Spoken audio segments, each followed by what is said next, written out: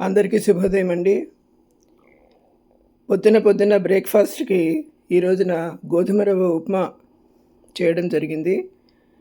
ఇది చూపించేది బన్సీ గోధుమ రవ్వ అండి.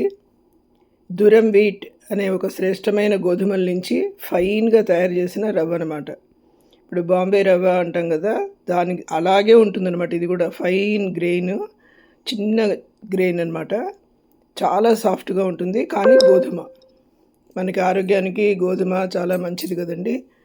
అందువల్ల రుచి కూడా చాలా బాగుందన్నమాట ఇది. ఈరోజు చేయడం జరిగింది. నేను ఎలా చేశాను అనేది మీతో కూడా షేర్ చేసుకుందామని ఇక్కడ పెడుతున్నాను. ఇది 1 గ్లాస్ రవ్వకి 3 గ్లాసులు నీళ్లు పోయాలండి. మొదట భాండీలో కొంచెం నూనె, ఒక చిప్పగరిటె నూనె వేస్తే బాగుంటుంది. దానిలో శనగపప్పు, ఆవాలు, పచ్చిమిరపకాయలు అవన్నీ తిరగమాతలో వేసి కరివేపాకు, తర్వాత ఈ 3 గ్లాసుల నీళ్లు పోయాలి. అంటే మనం ఎంత క్వాంటిటీ చేద్దామనుకుంటున్నామో దానికి 3 గ్లాసెస్ ఆఫ్ వాటర్ అనమాట.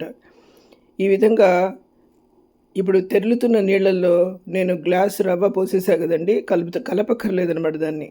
ఇది బొంబాయి రవ్వలాగా ఇలా ఉండలు కట్టదు. ఆ విధంగా పోసేసి మూత పెట్టుకోవాలి. దీనిలోకి కర్రీ ఇది సొరకాయ, క్యారెట్, బెండకాయ. ఇది ఒక కూట్ లాగా చేస్తామన్నమాట. అంటే మనం ఇదే కొంచెం జ్యూసీగా చేస్తే మజ్జిగ పులుసు లాగా ఉంటుంది. అలా కాకుండా ఈ కూరగాయ ముక్కలన్నీ వేసి ఇది ఒక కూట్ లాగా ఈ ఉప్మాలోకి మంచి కాంబినేషన్ అండి. ఇది చాలా బాగుంటుందన్నమాట. Pure vegetarian dish. తర్వాత మనం ఇలా తినాలి దీంతో అని అనుకుంటే ఇది లంచ్కి కూడా రిప్లేస్మెంట్ అండి. ఎప్పుడైనా లంచ్ ఎవ్రీడే ఒకటే టైప్ లంచా అనుకుంటే ఇలా చేసుకుని కూడా లంచ్కి ఈక్వలెంట్గా ఉంటుందన్నమాట. చాలా బాగుంటుంది. మీరు కూడా ట్రై చేసి చూడండి.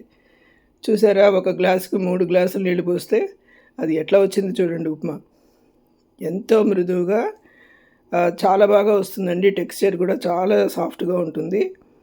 చక్కగా ఉడికిపోయింది. దీనిలోకి కూటు చాలా మంచి కాంబినేషన్ అన్నమాట.